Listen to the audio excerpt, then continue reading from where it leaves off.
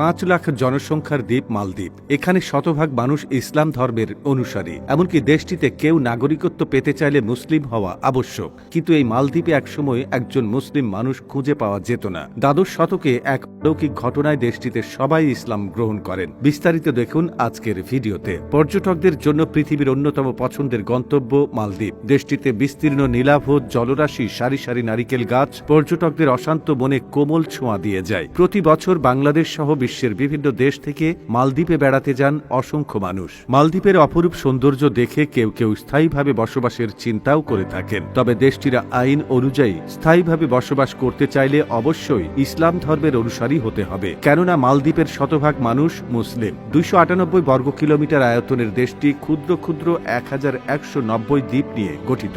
এসব দ্বীপের মধ্যে 200টি বাসযোগ্য, যেখানে 5 লাখ মানুষের বসবাস। শতভাগ মুসলিমের দেশটিতে একসময় বৌদ্ধ ধর্মের প্রচলন ছিল। কয়েকশো বছর আগে এক অলৌকিক ঘটনায় এখানে সবাই ইসলাম ধর্ম গ্রহণ করে। বিখ্যাত পর্যটক ইবনে বতুতা মালদ্বীপের সেই অলৌকিক ঘটনার বিশদ বর্ণনা দিয়েছেন। 1183 খ্রিস্টাব্দে তিনি মালদ্বীপে ভ্রমণে গিয়ে দেখেন সবাই মুসলমান, কিন্তু সেখানে কোনো ইসলাম প্রচারক যাননি। তখন প্রকৃত ঘটনা জানতে সাধারণ অধিবাসীদের কাছে জিজ্ঞেস করতে থাকেন। অত্যন্ত আশ্চর্যের একটি ঘটনা শোনা যায়। দ্বাদশ শতকের শুরুতে আরবের কোনো এক বাণিজ্য জাহাজ পূর্ব দিকে যাত্রা করে, কিন্তু জাহাজটি সম্পূর্ণ ঝড়ে পড়লে সব যাত্রী মারা যান। তবে জাহাজের কাঠখণ্ড আঁকড়ে ধরে একজন মাত্র প্রাণে বেঁচে যান। বেঁচে যাওয়া আরব যুবকটি কোরআনের হাফেজ। তার নাম আবুল বারাকাত ইউসুফ আল বারবারি আল মাগরিবি। তিনি মালদ্বীপে এক বৃদ্ধার ঘরে আশ্রয় নেন। একদিন বারাকাত দেখেন আশ্রয়দানকারী বৃদ্ধা কাঁদছেন, সঙ্গে বৃদ্ধার মেয়েটিও কাঁদছেন। তিনি কান্নার কারণ জানতে চাইলেন। তখন বৃদ্ধা বললেন আজ তার মেয়ে মারা যাবে। বৃদ্ধা বললেন তাদের দ্বীপটিতে প্রতি বছর একটি নির্দিষ্ট তারিখে